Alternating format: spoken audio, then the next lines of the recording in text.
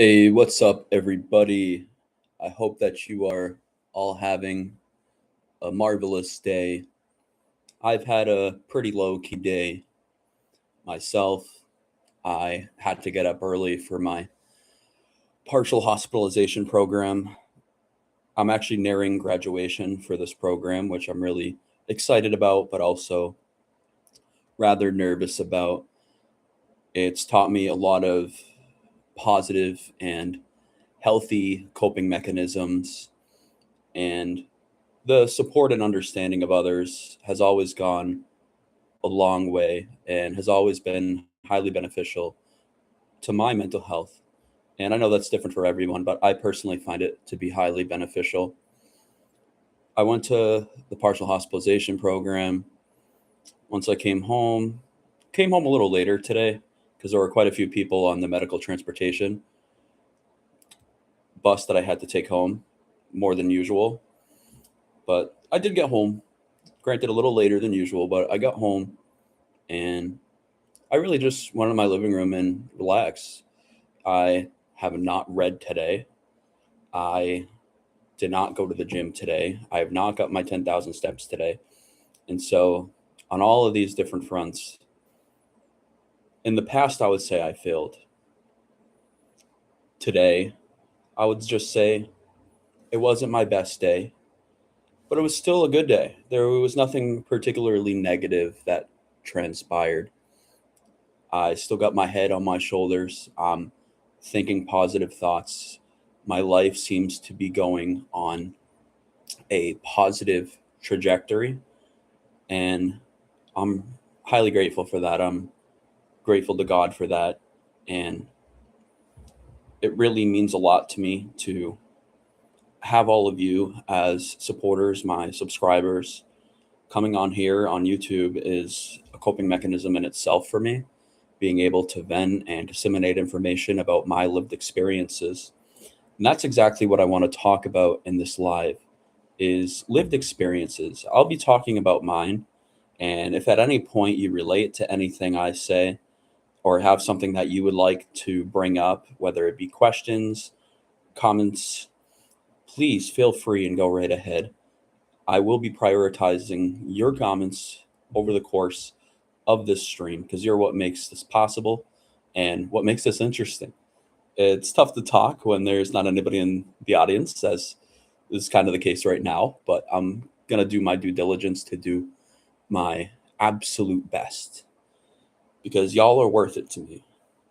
And I hope that the insights I share over the course of this stream are beneficial to you in some way or form.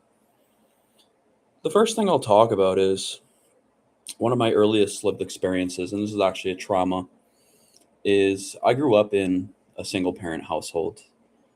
And as many of you may know, there's a lot of disadvantages to growing up in a background like that. I know I'm not the only one, but I also grew up in a impecunious financial background as well, living in poverty. Abe Bucell, welcome. I hope you're having a wonderful day. How are you feeling? Right now, I'm just talking about, kind of experiences I've gone through in life. If you relate at any point or want to share anything, please feel free. I will be prioritizing comments. Thank you. I'm fine. All right. I'm glad to hear that. That's awesome. I'm doing pretty good myself. I've had a pretty low key day, honestly. Haven't done a whole lot, but my thinking is positive, and my life in general seems to be going on a positive trajectory. So I'm grateful for that. And emotionally, I'm just feeling honestly hopeful, and it feels good to be able to say that.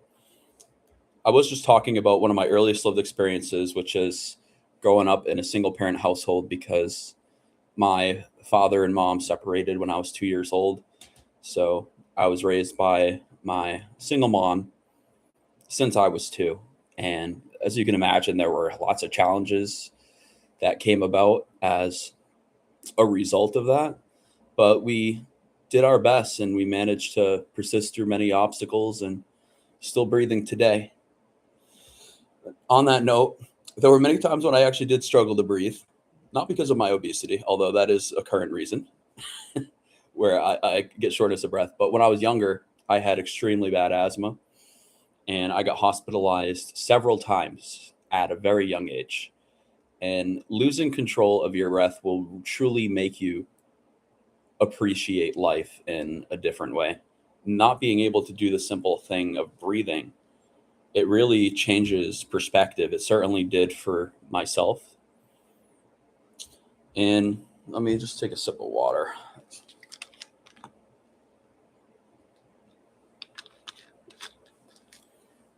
Those were terrifying early moments.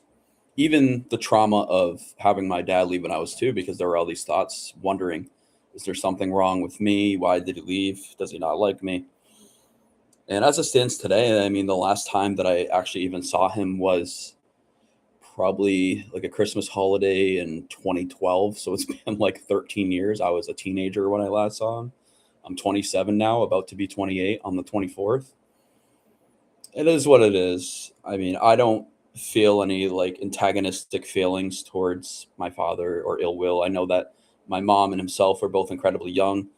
Would I make the same decision if I was in his position? I would hope not, but I'm not going to hold ill will against him my entire life. And he did end up having a kid with another woman too.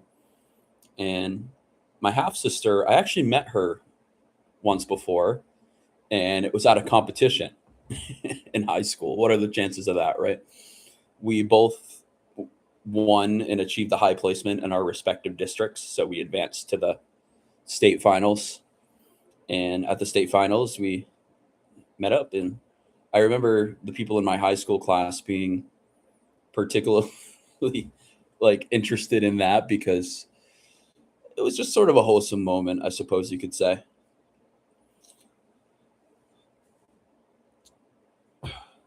I guess I'll talk about. Hmm.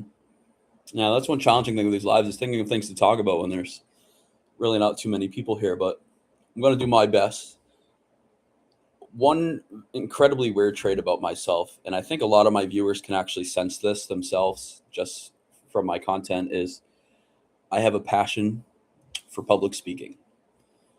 This has been the case since a very young age. From a very early age, I've had an interest in public speaking, and I've devoted large segments of time throughout my life towards cultivating my public speaking abilities. And whether it be memorizing and performing other speeches in my apartment, in my bedroom, just to practice, rehearse, and utilize body language techniques and facial expressions and try to represent and bring alive a speech, to writing my own in the competitive format. I've had a myriad of experiences in that. My earliest competitive public speaking experience was poetry, and it was memorizing someone else's poem and then performing it. And I was able to win my school poetry contest with a, it was just poetry recitation, but everybody starts somewhere, and I feel like it laid a good foundation. My first trauma was when I almost drowned at 7 years old. Oh, that sounds terrifying. I struggled with high neuroticism, and I definitely think that was a major reason for developing bipolar later in life. Yeah, it very well could have been. I mean, I do have a fear of water myself, just because I actually can't swim, and I can relate to almost drowning. I used to be a part of the Boys and Girls Club, and my parents weren't with me. They were like chaperones who were there, or like advisors or so forth. I was very young, and I was like stranded in the water fighting to not drown. And I somehow managed to escape the tides. Some stroke of miraculous luck got me through it, and I managed to come out of the water at some point. But yeah, 7 years old, that's extremely young, Busel. That must have been very challenging and caused a lot of fear. I'm sorry you had to go through that. And you raised an interesting point about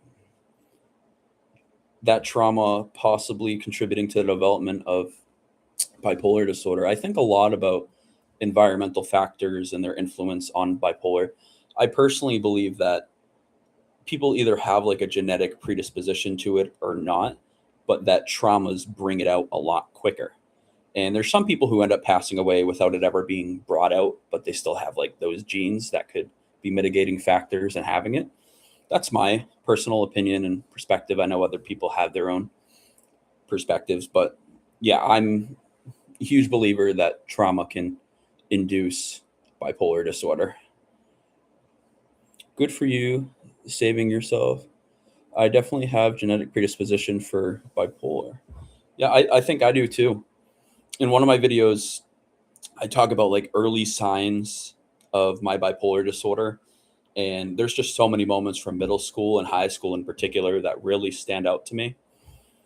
And I thought it was a pretty interesting video. But to give like a concise explanation, I had so many moments of impulsivity. I'm not sure how much you could relate to that at all, of being like very capricious, impulsive, and kind of unpredictable in your decision making. But I've had so many moments throughout my education, especially where I would kind of act on a whim. One moment that stands out to me is just my attendance throughout my high school. My sophomore year, I did not miss a single class. I was there every day. My junior year, after a 2 year dropout period, because yes, I dropped out and I was a dropout for 2 years. I returned to school. In my junior year, I had like 70 something absences. I have a video where I talk about that. I think it's called like I got straight A pluses while I was absent X amount of times. It's like something like that. It's one of my earliest videos. And then senior year, similarly, I struggled with attendance again. And it's not like I just had 90 absences from start to finish. There were hiccups. So there would be like 7 day spans where I attend school, followed by 11 day spans where I don't, followed by a 13 days where I attend, followed by 8 days where I don't. And it just kind of accumulated and added up to become 90 plus absences. Welcome to everyone joining in. Happy to have you here. My name is Tyler Adolfo. I'm currently talking about early signs of my bipolar disorder. I do have bipolar type 1 with psychotic features. If you have any questions, please feel free. But the main theme of this stream is just talking about lived experiences, what we've gone through, whether it be trauma, highs, lows. Social Clout says, congrats on the article, by the way, real good. Oh, I'm glad you read it. Thank you. I wasn't sure if anyone from the stream actually clicked it or not. You're the first one to mention to me that you read it. So I'm happy to hear someone read it, and I hope that you found it interesting, insightful, or what did you think of the article? What made you like see it as a good piece?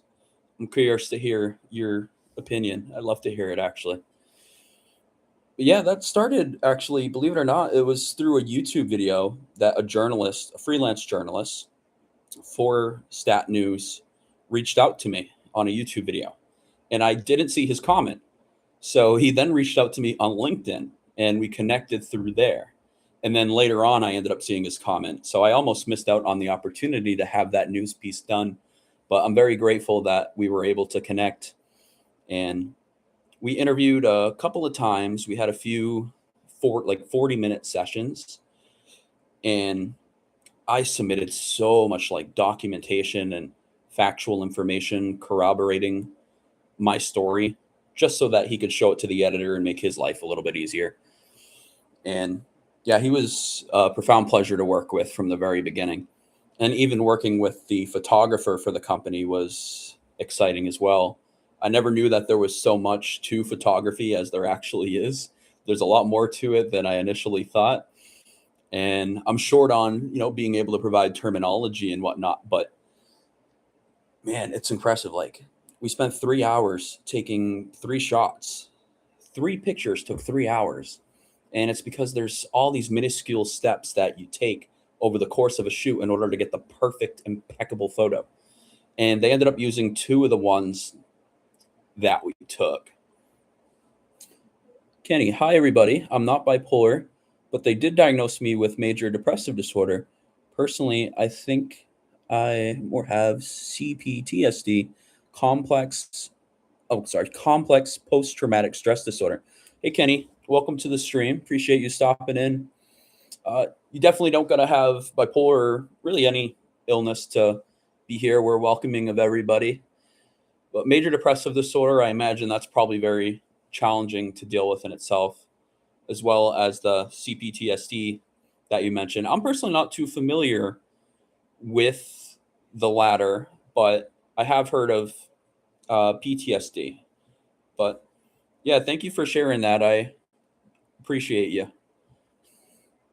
Hi, Ty. Hi. Yeah, I've had a pretty low key day. Everybody,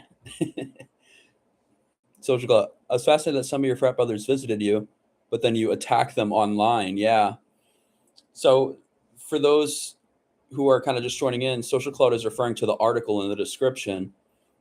I asked him what he found, like interesting or good about it, and so he found it fascinating that during my manic episode, many of my fraternity brothers visited me in the hospital. This was at Cooley Dickinson Hospital. And yes, I am going to shout them out by name because my experience there was absolutely abysmal. No hard feelings. No, there's definitely some ill will there, but I regret a lot the way that I acted towards my brothers during that time.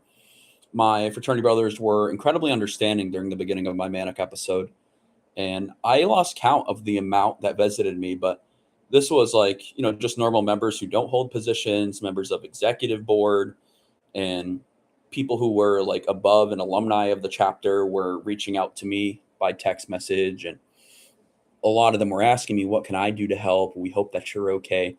Their concern was about me. And things rapidly changed, though. Over the course of my manic episode, people started to distance themselves from me. And I understand why. And this is an area where I don't harbor any animosity or ill will towards anybody. Wouldn't it have been nice had some people stuck by my side? Absolutely. And I don't mean like confirming my delusions or anything, but to lend a supportive ear and just to be there as a friend. But that went away very quickly. Towards the end of my manic episode, everybody was distancing themselves from me. And I kind of had to persist through the challenges of the peak of my manic episode by myself. Kenny says, I can relate to the weight gain that mental illness can entail. Oh, yeah. Well, I'm sorry that that's been your experience as well. I totally relate to you there.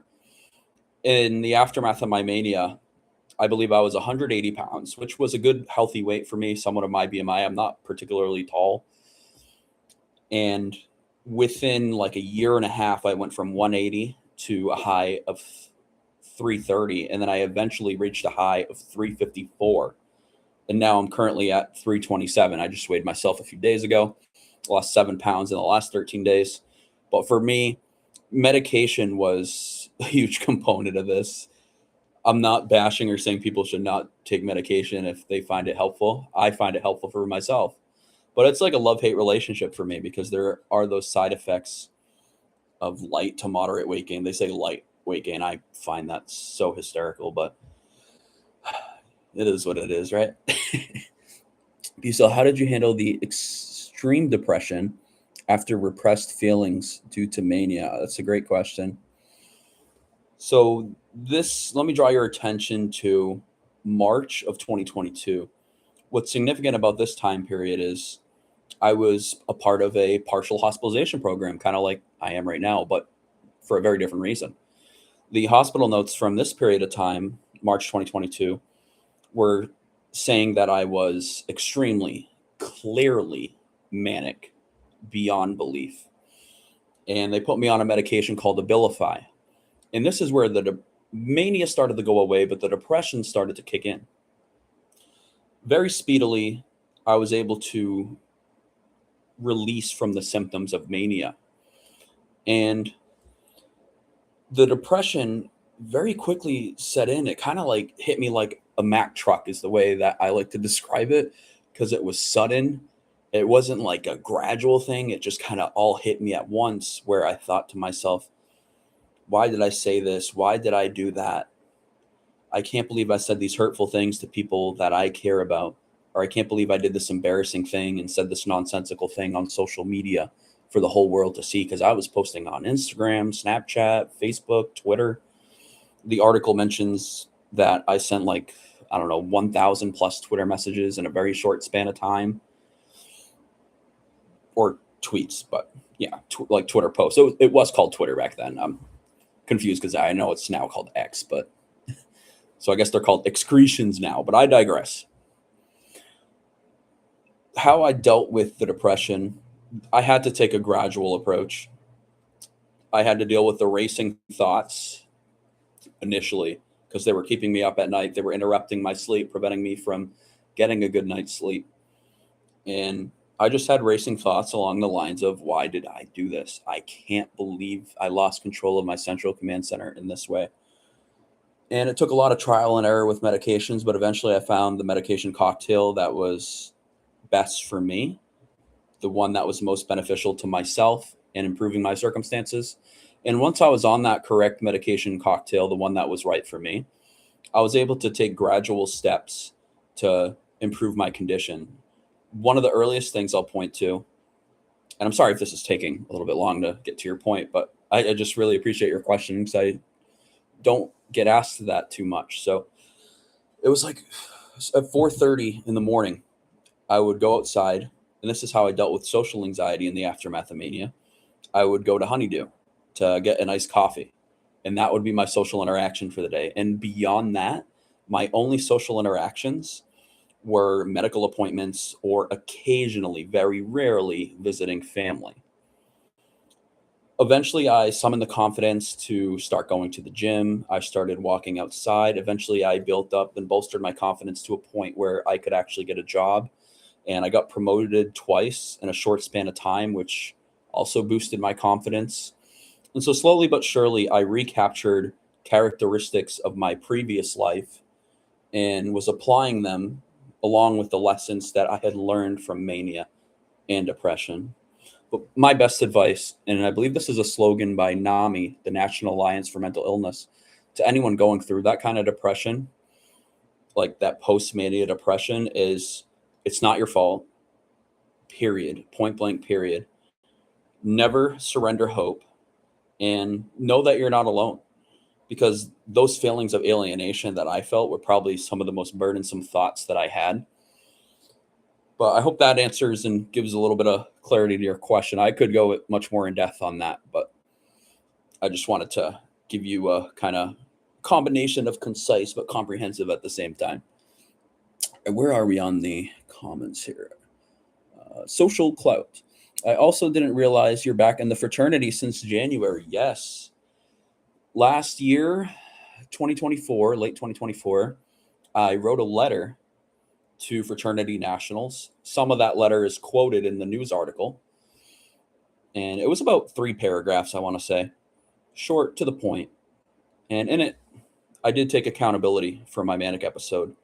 And I also apologized for the hurtful things that I said towards members of the fraternity. And the Supreme Executive Committee in January met. One of the issues on the agenda was voting on the reinstatement of Tyler Adolfo, and they voted to reinstate me. And it was just a huge instance of vindication for me. It felt like I wasn't being punished anymore for something that was beyond my control. But even though that was the case, I still took accountability for it because I believe there's a difference between accountability and culpable, right?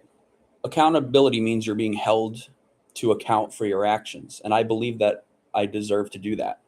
But I wouldn't say I'm culpable in deserving blame because it was an illness, a brain disorder that was beyond my ability to manage. Kenny, I also have autism too. Oh, okay. So you're dealing with a lot of different things. I'm sorry to hear that, man. If there's any particular way that, like, if there's any topic you want to specifically talk about, please mention it, and I'm happy to answer as best as I can. Social cloud. Sorry, the words in the chat appear so small. Either that or my eyesight is going out because Social cloud says, my fear is not knowing whether someone is going through mania. I don't know if I could tell. Yeah, that's a good point. So some of the symptoms to look out for, the ones that I could point to, in my opinion, and I mean, you could just look up a list of symptoms yourself, but I'm going to tell you about symptoms I believe are interesting from the perspective of someone who's gone through it. One of them is speedily talking, like not just speedily talking, but speed of thought. They can talk about 10 topics in the span of a minute. That was the case for me. And I had people tell me, a member of my family said that they could not get a word in with me because of how fast I talked and because of how I jumped around from one topic to the other. And there's flight of ideas, there's decreased need for sleep. I was awake for as many as 5 days at one point. There may be delusions at some point and psychotic symptoms, but not all manic episodes have that. Mine certainly did. I had delusions of grandiosity. According to some hospital notes, I had some hallucinations along the lines of hearing voices. In the hospital notes, when I was at Cooley Dickinson, it said that I was like having phone call conversations with people that didn't exist. But I think it was more my delusions of grandeur and thinking that people are people that they're not. Because I remember clearly talking to people. I don't think I was hearing voices. I don't think that was the case. But yeah, according to them, I had full blown conversations with people that didn't exist. That's the way they put it. Kenny says, "Thank you." Yeah, you're welcome, man. Thank you for sharing.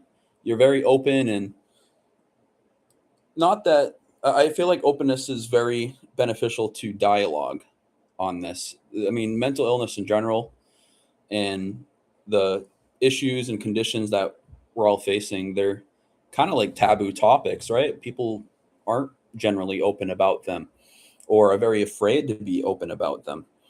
So when you share, when I share, it's making a contribution to the dialogue and hopefully spreading insight to other people, because long after this live is done, it will still be there and other people might click on it and watch the segment who knows how many years, months, weeks, days from now. And that's a thought that always fascinated me with YouTube is my video collection is now at like 420 plus videos, and they're always going to be there so long as the site exists.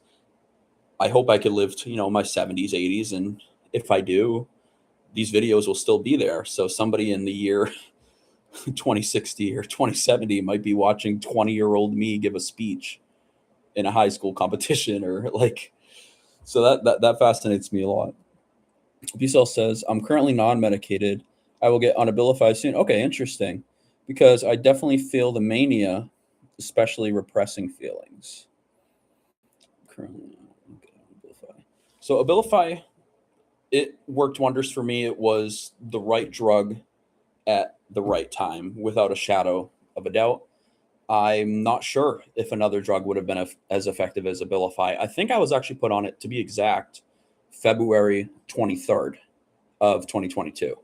And early March, not long after being put on it, I started to feel different. And what I would caution, especially if you're coming out of like mania or just dealt with a significant trauma, is be prepared for that depression to potentially set in and to potentially set in very fast.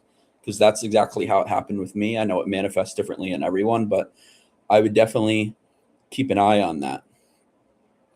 I have all those feelings now, just very little of it. Hypomania.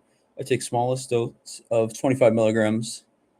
I'm not sure how to pronounce that. I actually haven't heard of it either, but a few times a month. But we'll get fully medicated after my next appointment with my psychiatrist. Okay. So it sounds like you're being proactive about the struggles that you're dealing with. That's always good. That in itself is a win. And it's important we give ourselves credit for our wins. So I'm glad that you're going to be having that conversation. And I also hope you have a good relationship with yours. I have had instances in my past where I haven't had a great relationship with mine. And my best suggestion would be to advocate for yourself always, but also be open to new ideas and to what the professionals have to say. They're not mutually exclusive ideas. You could definitely do both. Kenny, does your mania still happen even if you take your medication?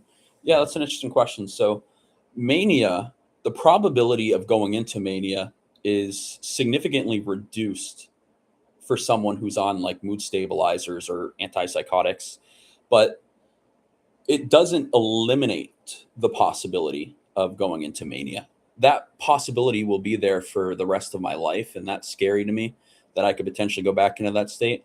I did have what my psychiatrist characterized as an acute mixed episode during my return to college just this very semester. So I think she meant like hypomania by that. And that was despite being on 4 medications. So it's definitely possible.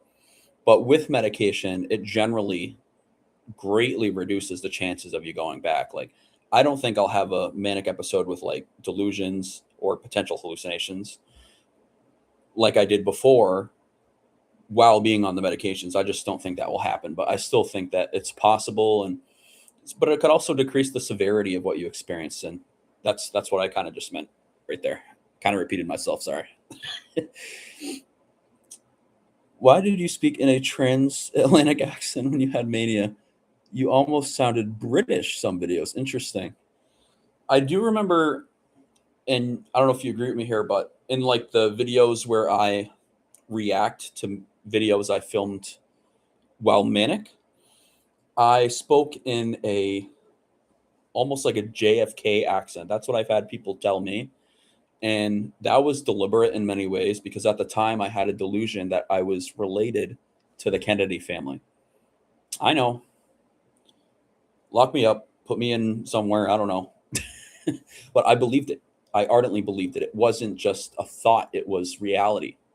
Even though it wasn't grounded in reality, to myself, I perceived it as the truth. I really don't know why it changed, but it definitely evolved. It wasn't like in the early stages of my manic episode that I was speaking like that, but over the course of it, I guess my language just started to change. My rhetoric started to change as I got more, as I dove deeper into conspiracies and became more delusional and especially paranoid about what other people were thinking and doing. I think that's where it kind of started to set in. Bucell, I tried the non medicated way, but have not figured out how to do that yet. Yeah, I've heard of some people who've been able to find success not taking medications, and all the power to them if they're able to do that. I feel like that takes tremendous willpower and maybe even a little bit of luck. And it varies greatly based on what your life circumstances are, I would argue. Me personally, I wouldn't take that risk for myself because I feel like medications, my regimen has been so effective in keeping me out of going into like psychosis again. I wouldn't want to take that risk or jeopardize my current health and stability and potentially go back into a mental state like that. Bcell says, thanks. I will remember that. You're welcome. I think I was telling you about like the advocacy, right? I think that's what you're referring to. Yeah, thank you everyone for joining in. For those who are just coming in, we are talking about lived experiences, everything from traumas, highs, lows, you name it.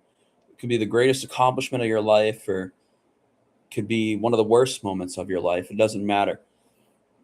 I am sharing some of mine. I talked about so far, and I won't repeat them again just for the sake of the people who already heard this, but asthma attacks that got me hospitalized multiple times as a very young kid, and losing my ability to breathe gave me a fresh perspective on life. I talked about growing up in a single parent household and how the trauma of my father leaving when I was 2 had profound effect on me as a child and the way I perceive things. All right, we got some more comments flowing in. Kenny says, what's the longest manic episode you have that you can remember had so far? 6 months. Altogether, from a diagnose wise, I've had 2 episodes. I had the 6 month long episode that went from October 2021, which was my junior year of college at UMass Amherst, and it extended to like late February, early March of 2022. That was my longest by far. And then recently it wasn't, I wouldn't qualify as mania because I wasn't exhibiting all the symptoms that would meet the criteria for mania, but it would meet the criteria for like hypomania, an acute mixed episode where I'm experiencing depression and mania, euphoria of some sense. Have you ever been, Social Cloud says, have you ever been told you look like Jack Harlow? What do you all think? Yes. I first started hearing this from one of my college frat brothers, Christian. And this is when I was at UMass Amherst, living in the frat house. And I was much skinnier at the time. So it always intrigues me when people say that I look like Jack Harlow all these years later, because back then I was 23 when I first met this person, and I'm now 27, about to be 28. And I used to weigh 180 pounds when I was hearing those words, and I'm now 327 pounds hearing those same words. So, but yeah, I actually made a YouTube short where I joke about looking like Jack Harlow. I've had people comment towards me before, like, you look like Jack Harlow's fat cousin, or you look like a Mick Harlow, like, McDonald's, a little play on words there, or you look like a well-fed Jack Harlow. I'm okay with self-deprecation from time to time. I can take a joke. I think that comedy is a necessary part of my recovery, and so I'm happy to deal with it. We got Jack Harlow 2.0. Oh, I skipped over one here. Yanabands 102. Happy holidays, Tyler. Hope all is well. Good to see you live. Thank you, Yana. Happy holidays to you as well. Hope you had a good Thanksgiving, and hope that the rest of the holidays go well for you too, and that you could finish out this year strong. And I hope the new year will bring you much joy, happiness, and success. So, but yeah, I'm doing pretty well. I'm about to graduate from my partial hospitalization program. I've learned a lot of coping strategies to assist me with fighting life stressors in a healthy way. And I've gained support and understanding from group members and had that sense of belonging that I greatly needed. Even as an introvert, I can attest to the fact that I greatly require social interaction on a limited basis, but I still require it. Jack Harlow 2.0. Absolutely. I think I look more like him when I like grow out my facial hair a bit, but now I kind of look like a baby face, overweight Jack Harlow. I can see the Jack Harlow lookalike. You are not alone, Yana. A lot of people have told me that. I even been told that when I was working at a retail pharmacy chain. Someone came in, it was a younger guy, and he says, I don't know if anyone's ever told you this. And he like paused for effect. He was like, you look like Jack Harlow. I just died laughing because that was the first time I had heard it in a while. Kenny says, are you turning 28 years old in December or next year? I am turning 28 this year on December 24th. I am a Christmas Eve child. I got to have 2 birthdays growing up. That was fantastic. I feel like I got less presents than I would had those dates been separate, but it is what it is, right? Ducel says, when you were in a psychosis, did you follow any YouTube cults or YouTube channels that talked about conspiracy theories? Yes to the second question. Not YouTube cults, but I don't know. There was one instance where I found an article, right? I don't know how familiar you all are with QAnon, but there was an article about QAnon believers gathering to welcome the return of JFK Jr. And I thought this article was talking about, well, me. And I was actively thinking about making plans to traveling to this location so that I could introduce myself to my supporters. And this is without even not having much knowledge about QAnon or what they were about.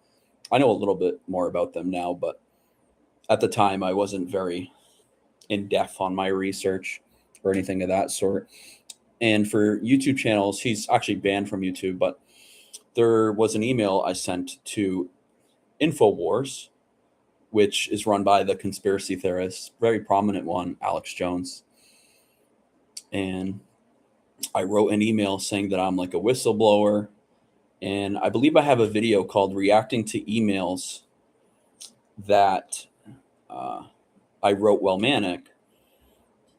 And in that video, one of the emails is the one that I sent to InfoWars, Alex Jones. So if you're curious, definitely check out that. It's one of my highest viewed videos. So if you go on my channel and then you filter by most viewed, it will be one of the top ones. It's reacting to crazy emails I sent while manic. one of my favorite videos. It's, I think, very insightful.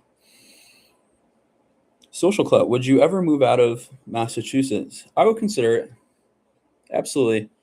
I personally, controversial depending on where you are and where your, you know, ideology aligns, but I have no quarrel with Massachusetts, and I say that as someone who lives in what U.S. News refer to as the poorest community in Massachusetts. I live in the poorest part of what has been reported to be the poorest part of Massachusetts. The poorest part of the poorest part. What a beautiful play on words. Nice job, Tyler. And I've never had a problem with it. My high school was fantastic. The schooling system was great. There were lots of opportunities for taking advanced placement courses, and I was able to get like 23 college credits just in high school, which prepared me well for college. And there's a strong sense of community where I live. Now, there's other places in Massachusetts I would consider going to, like maybe to live closer to family. When I was younger, I always said and that I wanted to live in Orlando, Florida, which is interesting because a competition I did in high school, DECA, the International Career Development Conference, was in Orlando. So I actually got to go there. And I went there and developed a very love hate relationship with Orlando because, man, it is scorching out there. I came back so sunburned, but I kind of loved every minute of it at the same time, except for the pain of the sunburns. But I just loved being out in the sun, and I felt very good mentally. Like I felt very good mentally. I can't really think of a better way to put it. It's very really that simple. But oh my God, you were going to fly to Dallas? Yes. And appear at that JFK reappearance thing. Unfortunately, yes. Thankfully, I didn't act on those plans. I did act on many of my delusions. And very fortunately, that was not one of them. Another one was, you know how the article mentioned I was reinstated in my fraternity. Well, during the process where I was being expelled, I was considering traveling. It was being the Supreme Executive Committee was going to vote on my expulsion at like a Motel 6, which is kind of sketchy in my opinion. But I was making plans to travel way out of state, fly across the country to go to a random Motel 6 and appear before Supreme Executive Committee while I'm in a manic state and testify about why I shouldn't be expelled and why these things I said on social media are true. I did do something similar to that in my hometown. So it absolutely could have happened had I had the resources. But in my hometown, while I was manic, I got appointed to a government position. This is not a joke. And I'm not sure, somehow this video, I thought this was like a genius video idea when I thought of it. But my appearance before the Board of Selectmen while I was manic was filmed.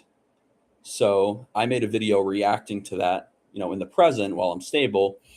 And I don't know, that video only got like 100 or so views, and the stats on it are really good. It's one of like my highest retention rate videos where people watch like the vast bulk of it. But for some reason, I don't know, it just didn't really get promoted, but that's okay. But I think that's a very insightful videos, much similar to like my reacting to email videos, because it shows from the standpoint the mental psychology of someone going through mania and psychosis. Social Cloud says, I'm almost shocked you've had depression because you seem naturally happy, if that makes sense. Interesting. So I would say for large segments of my life, I've been a very content person. There have been periods of my life where I've been complacent. There's been periods. Let me answer that before I forget. What's the video called where you react to the board video? I will get that for you. I'll actually put it in the description after this live. Let me leave a note for me. Got my little pocket notebook. I look at these all the time. So you can get 3 of these at the Dollar Tree for $1. All right, find out name.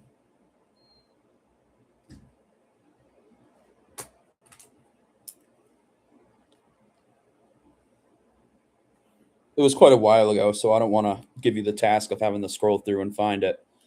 That would be pretty tedious. but I can definitely do that because I have a general idea of where it falls, like within the list of my videos. And the YouTube Studio also has like filters I could use to find it a lot quicker. All right, so find out name of government, up a government testimony video.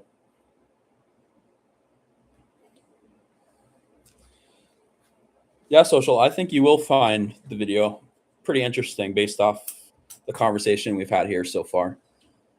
I certainly, when I reacted to it for the first time, I thought it was very interesting and kind of depressing to watch at the same time.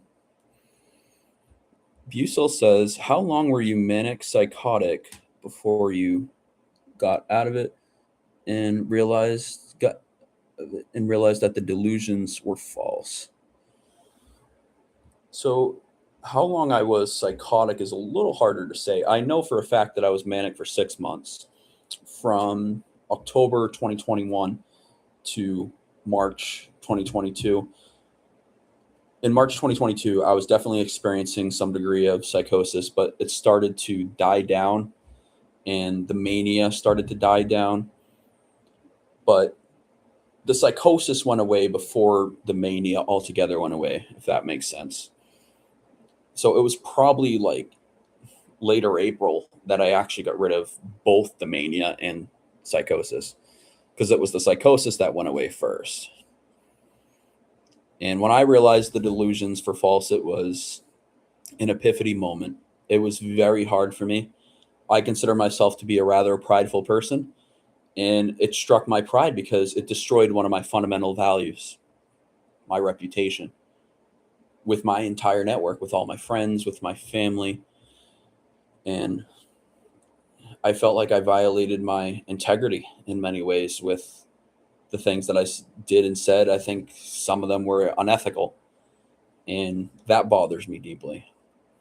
So that was the biggest thing when I realized the delusions were false, is coming to terms with what I said and did. Kenny says, "I haven't seen all your videos. When was the first situation or episode thing that was your bipolar disorder? And how old were you?" So I was diagnosed with bipolar disorder on, I always get these two mixed up, but it was either October 27th or October 28th of 2021. I know that's very specific, but it's because I read like the hospital notes from that time. And but for some reason I can never remember, was it the 27th or the 28th? I think it was the 28th, but that's when I was first diagnosed. However, I had like social anxiety and other diagnoses, depression, predating my diagnosis of bipolar disorder. I think it's very possible that I was experiencing symptoms of bipolar disorder long prior to me actually being formally diagnosed. So I think maybe shortly after the passing of my grandmother in 2013, when my attendance in school became very poor for a period of time, I believe that was probably when I was experiencing uh, bipolar in some extent. It's like I had these shifts where I would feel euphoric, not because my grandma passed away, but I felt like very motivated and wanting to do well for her. But at the same time, I was so profoundly depressed that I couldn't find much consistency. So that's one of the earliest moments that come to my mind. Bucell, man, I can relate so much. Also says social anxiety here as well before bipolar disorder. Okay. Yeah, that's actually one of the topics I wanted to talk about, is the evolution of my social anxiety and what helped. I won't bore you with like going chronologically, like, oh, for miss this. I'll just talk about a couple significant things. One of those significant things is in middle school, I was angry like at all times. I would walk around with a face like this, if you could imagine that. And it's because I just wasn't happy and I struggled socially to a massive degree. I was put on at the time a drug called Celexa, which quickly turned me into the socially awkward kid and transitioned me into a class clown. So I wasn't doing good academically still, but I was now interacting with people, and that was considered a win for my therapist and psychiatrist at the time. Later on, I would get put on Zoloft, and this was an extremely effective drug for me. My sophomore year of high school, when I had a perfect attendance, made high honor roll, got elected class president, won the poetry out loud competition, got student of the month for my birth month. I know, humble flex, right? Zoloft had a phenomenal positive impact on my mental health, and it made me like a natural social weapon. I felt like I had the charisma of Bill Clinton, right? I read that. I'm not being political, by the way. I'm just saying, like, I read a story where he would, when he was giving like speeches to a room, over the course of his speech, he would try to make eye contact with every person in the room, which I don't even know how that's possible, but like different simple things to be charismatic. And my charisma was very high at the time while I was on Zoloft. Kenny says, interesting. Yeah, I liked your question. I appreciate it a lot, Kenny. And Bissell says, I love the long, boring talk. That is not boring to me. Okay. Well, I'll continue with kind of where I'm at right now. So we just finished talking about my successful sophomore year. And then, of course, during the summer following that year, there was a trigger. There was a moment that brought out my depression. And that is, I discovered an IQ test. And this is an IQ test that was administered while I was a freshman, when I was missing half the school year. My grandma had passed away. I was in a deep depression, also exhibiting probably early symptoms of bipolar. And under those circumstances, I was administered this IQ test. Didn't think anything of it at the time because I wasn't even sure why I was being tested. I wasn't even sure what it was because I was barely paying attention to anything. But the bottom line is, I discovered it in the summer following a successful sophomore school year. And my confidence plummeted. I fell into a deep depression, and it said language like Tyler is in the superior low range of ability for intelligence, and Tyler, has a low IQ or whatever. And at this point in time, right, I just finished all my classes with like 100% averages, all honors classes, high honor roll. I was elected class president. We had an activity in my English class where at the end of the year, we each had to write a sentence about all of our classmates, each of our classmates. And like every single classmate for me wrote, he is intelligent. He is great at public speaking. He will go into politics. He's funny in history. Comments along those lines. Because I was charismatic and I guess I exhibited intelligence, but that IQ test was totally antithetical to everything I had been told up to that point in my life. And I became obsessed with it. And I became fixated on this idea of increasing intelligence. And one of the irrational decisions I made very impulsively, perhaps another sign of bipolar, and they say that SSRIs like Zoloft can like heighten the probability of mania in people with bipolar. I may be wrong on that. I'm not a medical professional, but I've definitely heard that from somebody before. So I kind of set myself up for disaster. I quit Zoloft cold turkey and went into my junior year of high school on no medications at all. And this is the first time in my life that I was off medications, or at least in a very long time. And yeah, it was particularly challenging going back to high school under those circumstances. I just wasn't prepared. Social Cloud says, was the sexual assault awareness campaign during mania? Yes. Because honestly, that was kind of a good idea. Yeah, so some of the context of that, there was actually a tumultuous environment at my university at the time. It was very chaotic. There were people flipping, burning cars, throwing rocks at the Theta Chi window, keying the cars. If you can just picture that. The sound bothers me. It's like chalk on a chalkboard. But of the Sigma Chi brothers, they had their cars keyed even though they weren't part of the allegation. But I devised a sexual assault awareness campaign because, one, I had an experience when I was very younger, a trauma that I haven't talked about in videos and that I'm not quite ready to talk about here, but it's something that I can relate to personally.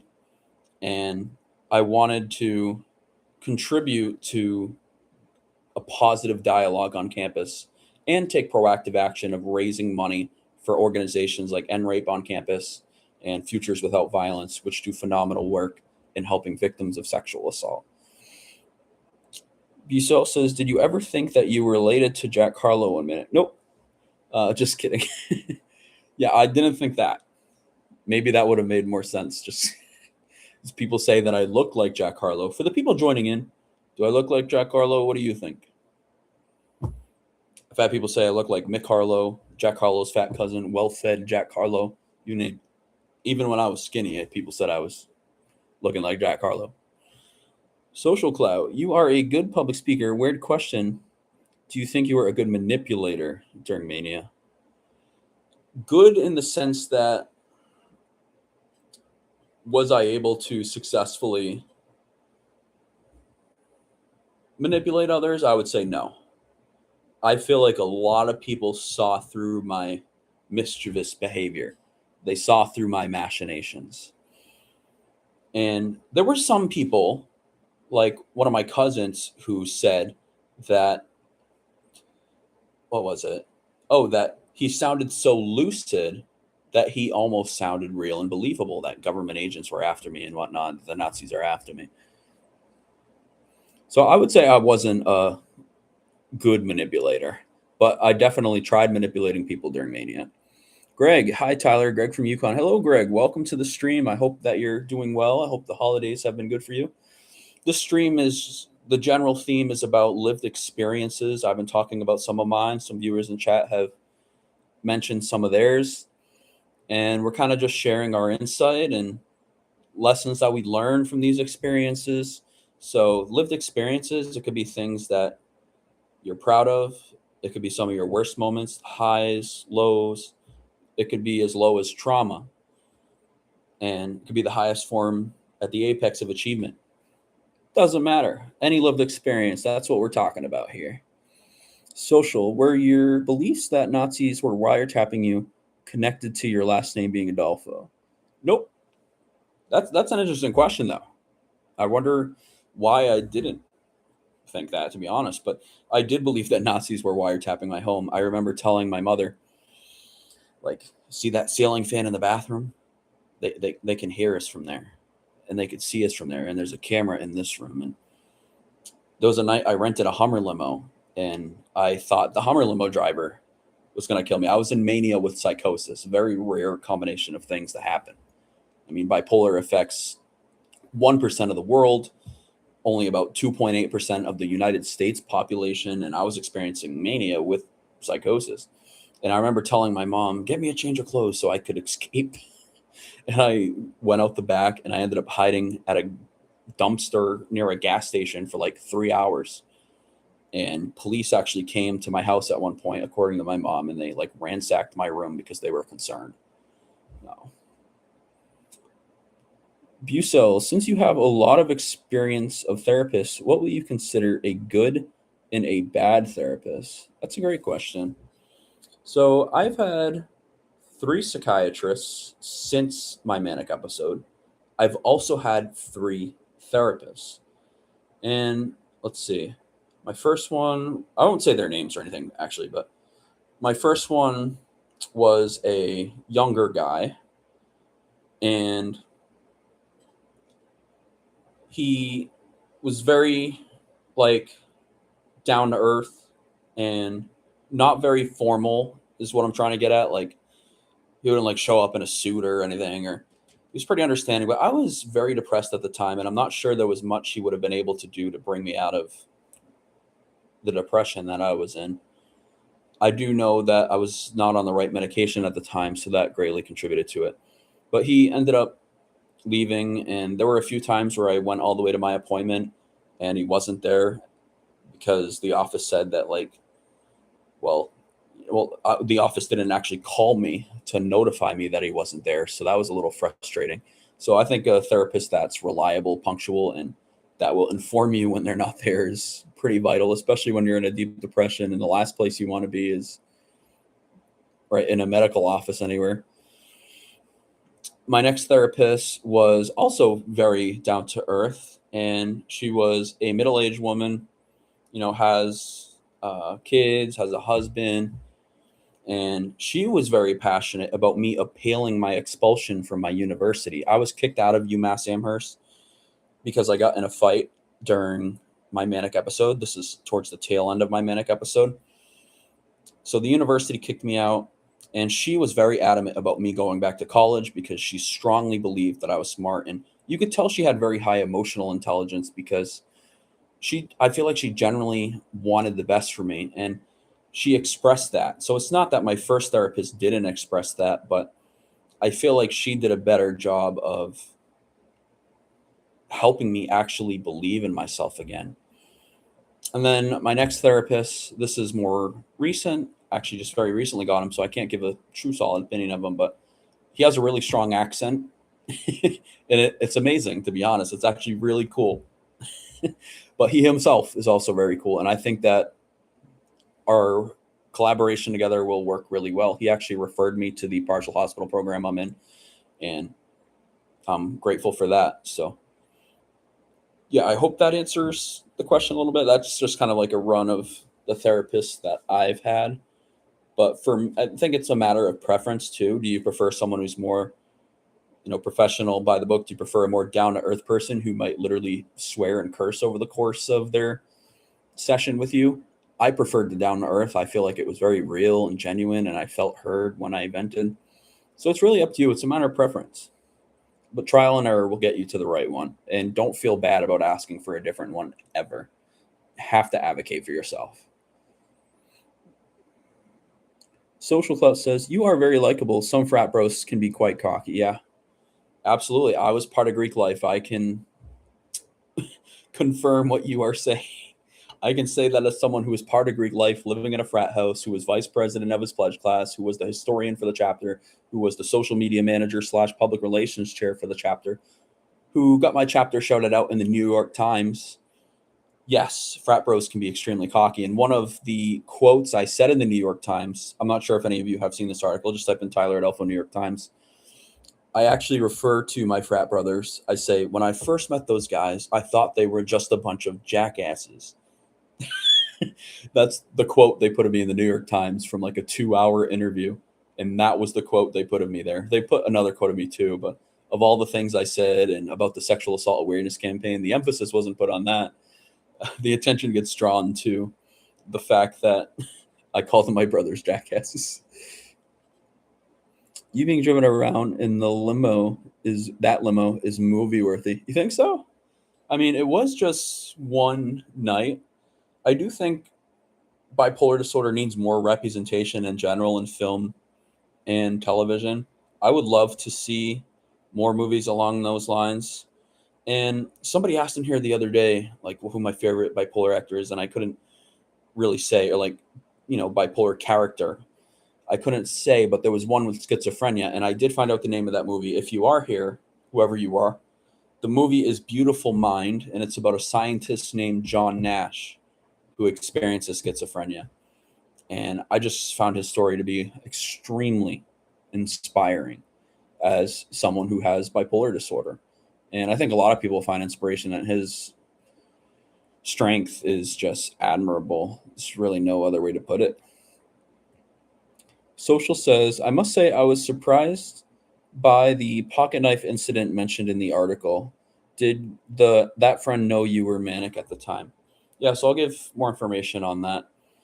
This was the day after the night that I had rented the Hummer limo. I wasn't sleeping at all. I had a belief that people were after me and that I had to get out of my town, that I had to go back to my college town to store my property because there was going to be an attack on my hometown. I just had all these delusions in my head. And my friend did not know I was manic. He wasn't really around me that much during my manic episodes, so I think it caught him off guard. Now, I do know later on he said, because we got into this fight, I started the fight. I thought he was reaching for a gun to kill me, and I got into a fight with my former best friend from childhood, which just makes it even more tragic. And it's something I regret every single day. But after that, I was facing charges, and I went to jail for 5 days. My public defender secured my release. And yeah, I could see why you were kind of caught off guard by that. I did talk about the fight in one video, and I did mention, I think, the stabbing as well. And yeah, it's very challenging just thinking of that and what transpired that day. Very, very tragic. And that's what losing control of your central command center can do. I was genuinely in fear for my life. And, so I would ask people, I would pose the question, if you were in fear for your life and you believed the danger to be legitimate, like, you would want to try to carry out your self-preservation. And that's what happened. And the ultimate outcome of the case, I was not found guilty. A forensic psychologist evaluated me and said that I should not be held criminally responsible. And once that expert agreed to testify on my behalf, the prosecutor withdrew all charges. So the charges were dismissed completely. Because I would have definitely won at trial if it had gone to trial. Bucel says, thanks for saying that. I want to switch my therapist, but I'm scared to hurt his feelings because he is 73 years old. Well, that's very thoughtful of you. And I think that indicates that you're a person of high emotional intelligence, that you would think that. I feel like I would kind of feel that way a little bit too. So I'm struggling to think what advice I should give in this situation, to be honest. What I'm leaning towards is that you have to do what's best for yourself, and you can always phrase it in a polite way. And remember that people are so preoccupied and busy with their own lives, it's very unlikely they're going to think about what you do on a particular day for a very long amount of time. I'm sure since he's 73 years old, he's accumulated lots of experience. He's probably been in the field for a long time and has most certainly had instances where some of his clients move on to a different therapist or request a different one directly from him. And I think that he's probably well equipped to handle it, but it is very thoughtful of you that you're thinking about that. It's something I would like. I could see myself thinking about that too. I will watch that movie. That's sad. Social Clout, I do think you're very hard on yourself sometimes. It wasn't really your fault. Yeah. And this is where I think I actually have a video where I talk about the difference between responsible, accountable, and culpable. I'm not responsible because I wasn't in control of my central command center. And I was held accountable because, I mean, I got kicked out of my university. Spent 5 days in jail while I was super manic. And I lost a lot of relationships. I lost my competitive internship at the Chamber of Commerce, and I lost a job after that as well. So I lost multiple jobs. And it was just traumatic all around. And culpable is, deserving blame. I don't think I deserve blame for something that was out of my control. I do take accountability, though, and I was held to account for my actions, regardless of the mitigating factor of a mental health episode. Bucel says, thanks. Yeah, I'm excited to see what your opinion is on the movie. It's a really interesting movie. I kind of want to watch it myself now, but I actually don't have a VCR player anymore, and I have it on VCR. It's a older movie, but it's a phenomenal film, excellent story, and I think you'll really like it. I think people in general could really get a lot out of this movie, but I think people with mental illness especially would find it particularly inspiring. So B-Sale says, definitely sounds traumatic and sad. You're not alone. I can relate a lot with losing friends, dropping out of school, and so on. Yeah. Well, thank you for sharing that. I appreciate your words reminding me that I'm not alone. And, because alienation can be a challenging thing to deal with, whether you're an introvert or an extrovert. It doesn't really matter. It's tough for anybody. Dropped out of, so you have experience with that too. Yeah, I was a 2-year dropout in high school. Later became the first in my family to graduate high school. Was the first to go to college in my family. And then I went on medical leave after my manic episodes. So it was kind of like a form of dropping out again. So I know how hard that can be. And the thoughts that accompany it. But I just hope you're doing well personally. And it sounds to me like you're a very proactive person. You're thoughtful in the way that you approach things. And I think those are indicators of intelligence, which will carry you a long way. So I got high hopes for you. And don't think that this temporary moment defines you. You have plenty of time left. And even if you don't, you can still do amazing things. Because, I mean, there was a story in the paper where I am recently of a woman in her 70s who just got her nursing degree from the college that I happened to attend. And I was like, wow, that's so it's never really too late either. Social Cloud. Did you hear about Rick Reiner? Oh, no, sorry. Did you hear about Nick Reiner killing his dad, Rob Reiner? Do you think that's something drug induced or mental health related? I did hear about the murder, and I'm actually familiar with who Rob Reiner was as an actor because I did watch the show All in the Family, and I was shown that show by my cousin, and then I was also shown it by my AP English composition teacher, and it was an excellent show. I thought he played a very important character in that show. I think his commentaries were interesting. I don't know really any details about the case, though. It's not something I've looked at. It is something I will look at. It's just right now being in the partial hospital program and trying to get myself out of a funk. I'm not sure if it would be the best for me personally to kind of look at that stuff right now, but I did hear about it, and that's incredibly sad. And my heart goes out to those that he knew and had an impact on.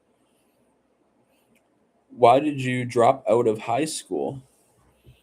So I was a high school dropout for 2 years, and I was talking about this earlier as it relates to the IQ test. It was the IQ test that made me drop out of high school because it challenged all these ideas I had about myself and perception I had about myself of being an intelligent person. And I started to feel very strongly that I'm not intelligent enough to achieve my dreams. I'm wasting my time here in school. And so, I stepped down as class president. I stopped going to school. I ended up filling out the dropout papers. And the rest was history. I had my 2 year dropout period, which in itself was a very interesting period of my depression. It's something I haven't really gone into too much detail in my videos about. It's something I would like to talk about. And I think that could start a stream of content relating to depression. I have 90 plus videos that are largely based around my 6 month manic episode, my playlist, Bipolar Breakdown. And so it means a lot when you say that. 27 years old here, so it's not too late, even though I missed out a lot. Okay, so you're the same age as me. I remember you saying that the other day now, too. I do remember you saying that now that you told me that. I'm glad that what I'm saying is striking a chord in some way. And I'm glad that you recognize that it's not too late either. And I have that feeling that I missed out a lot too.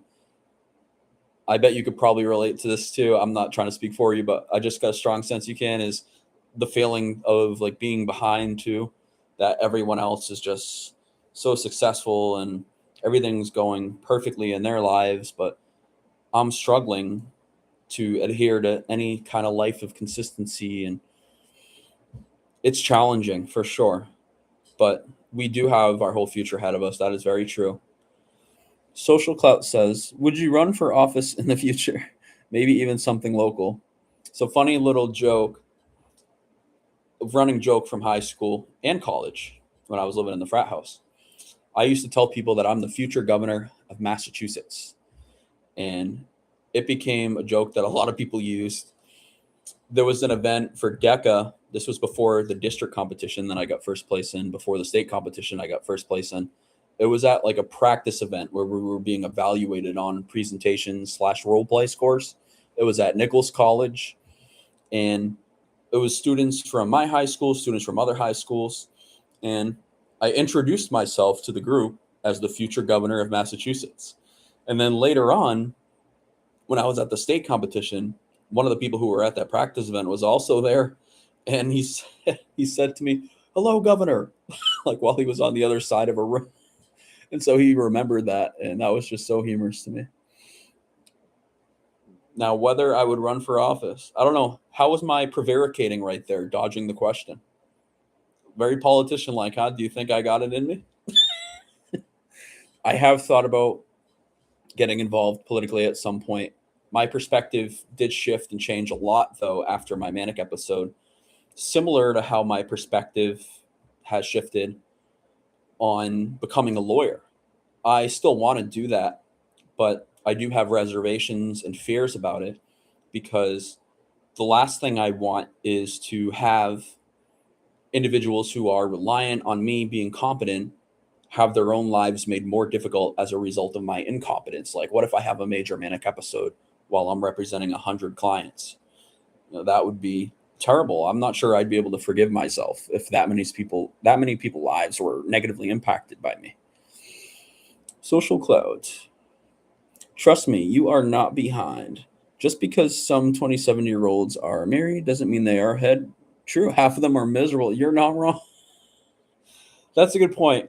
I don't mean to laugh at that in like a mocking, mean way, but I just can speak from experience, at least looking at the marriages of my family. Like half of them are happy, half of them are miserable. That's a pretty accurate depiction, I feel like. And I didn't even realize you avoided the governor question. You are a politician. I suppose so. I appreciate that. It means a lot. I almost don't know if I should take offense to that. I don't want to. My honesty and integrity are important to me. But it's funny. One of my fraternity brothers said before, he said to me, don't run for governor.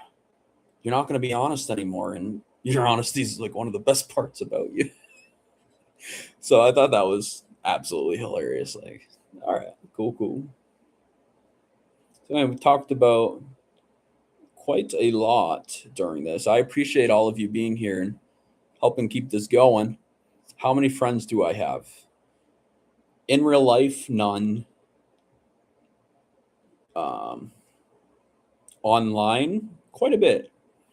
I'm in a Call of Duty clan that's been around for 17 years. And I'm in that clan with many of my long-term Call of Duty friends. And some of my friends who I used to play Call of Duty with, I know more about them. They know more about me than many people that I know in real life, that they know in real life. So they are strong relationships. And so, yeah, I would say that I got something, and something's better than nothing. But it's very hard to make friends once you're kind of out of school and even like when people are working. Work is a odd place to try to make friends, in my opinion. It's definitely not something that I'm capable of pulling off. Maybe when I'm charismatic, like when I was on Zoloft, but I was arguably a little bit manic at the time too. Social, none, but you do have family, right? I hope you had a sweet. Hope you have a sweet Christmas. I would say none. Um, maybe acquaintances, but not exactly people I would characterize as friends, just because the relationships aren't as strong as what I would consider a friendship, I guess. I do have family there. I do have a couple cousins who are actually going to be visiting this weekend. So I'm really excited for that. And I appreciate you saying that I have a sweet Christmas. That's awesome. I'm turning 28 the day before Christmas. And then, Christmas is going to be there. And it is what it is. You are charismatic now and not on Zoloft. So, haha. Yeah. Really? You think so? Well, thank you. That means a great deal. I feel like that's a valuable trait to have in this increasingly interconnected and interdependent world. It could go a long way.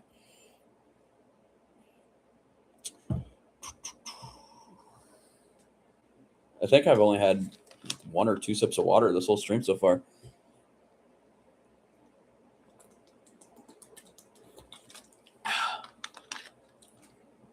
And I have written down to find out the name of that government testimony video. I just want to make sure I remember to do that after the stream. No, I actually got my phone right next to me. So, well, not exactly, but it's like a little bit adjacent to me. I'm going to grab that real quick. And while I talk to you all, I'm going to scroll to find the title of that video for you. So I'll be right back.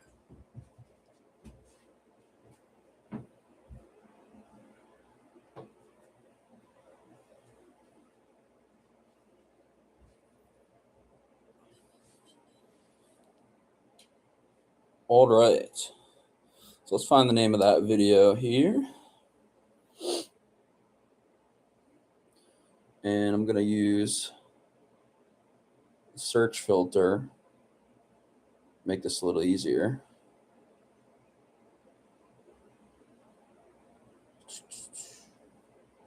All right, let me try this.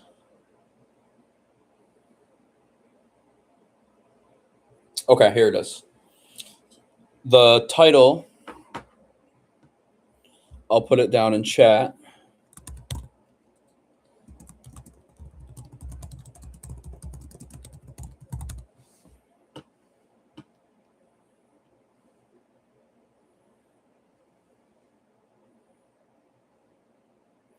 How I accidentally became a government appointee during a manic episode.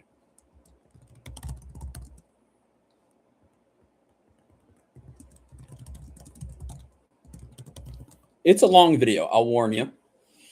It is 25 minutes and 53 seconds, but if you want to see someone with mania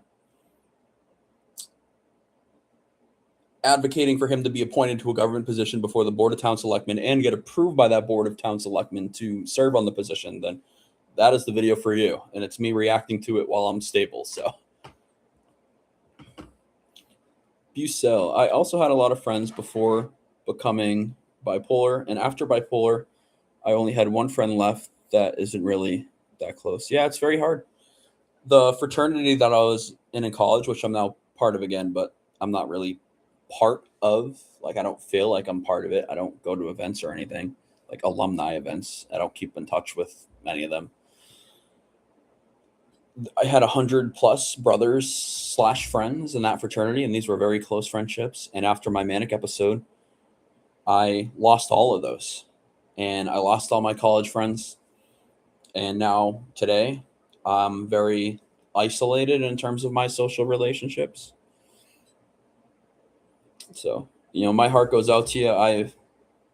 I'm in the same position. I'm on the same lifeboat here, and feel like I'm paddling along sometimes, coping with this. But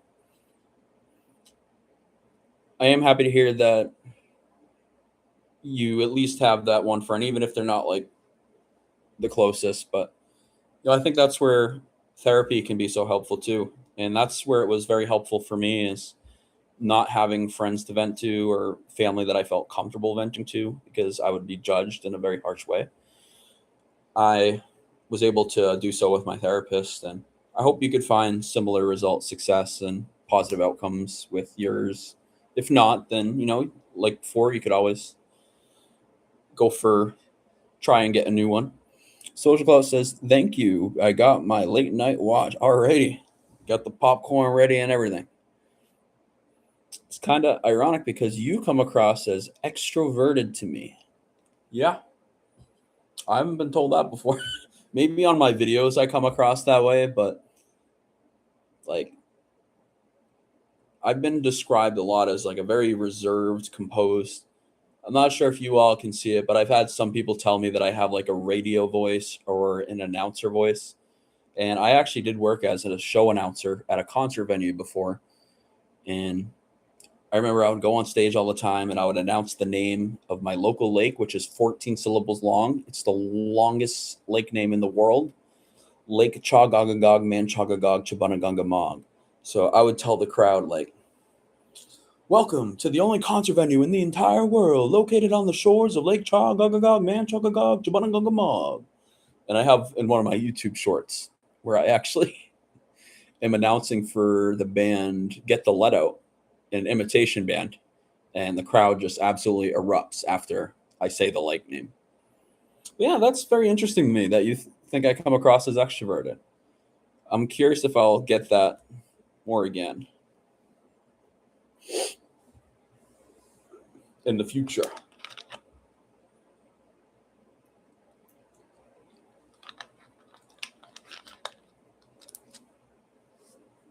You do have a classic voice. Do you enjoy your job now?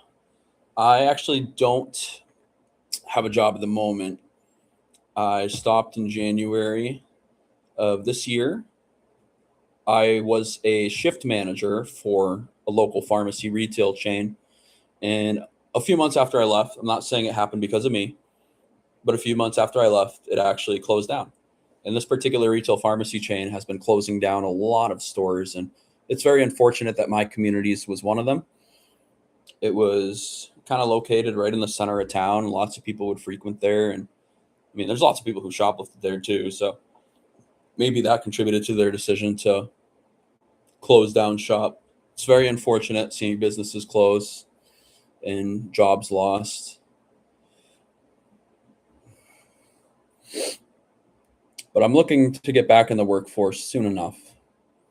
I have this whole next year ahead of me before I return to university because I plan on returning to college in fall of 2026. And once I do that, I will hopefully be doing some type of like internship or something once I'm back in school. That's kind of what I want to do for my resume. I do have lots of retail and cashiering experience, customer service experience, and I think an internship is kind of like the next best step for me. Have you ever considered ASMR? Okay, is this a bad thing that I don't know what that abbreviation is for? Which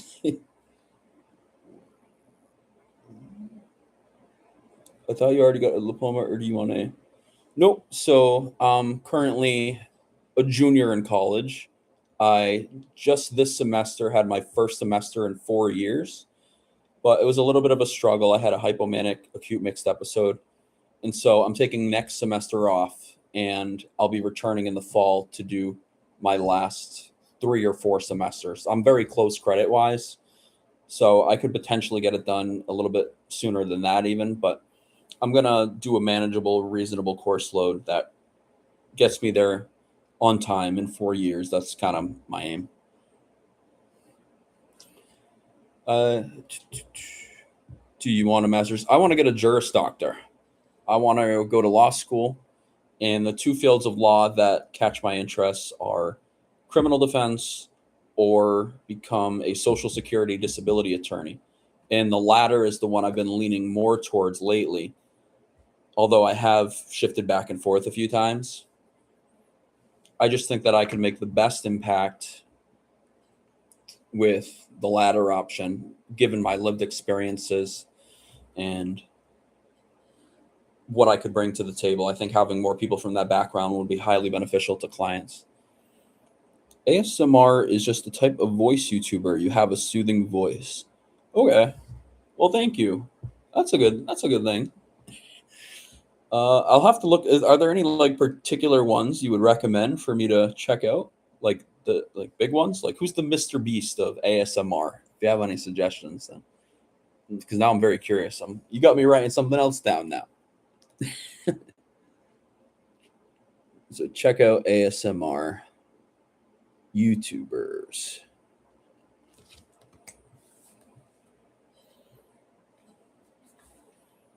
Yeah, I'm very curious about that now.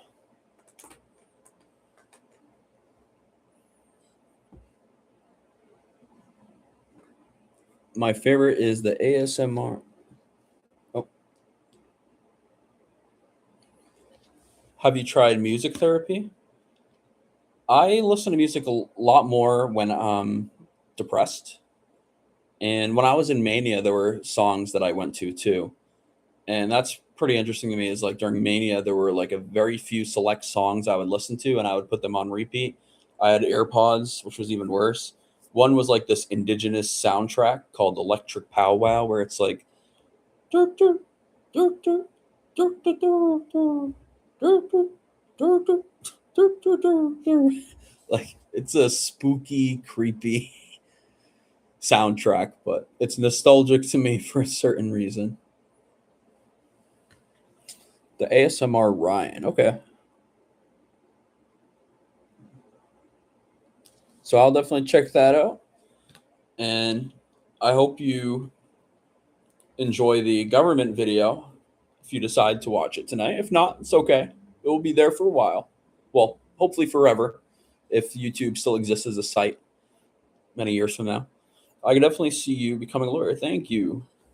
I appreciate that as well.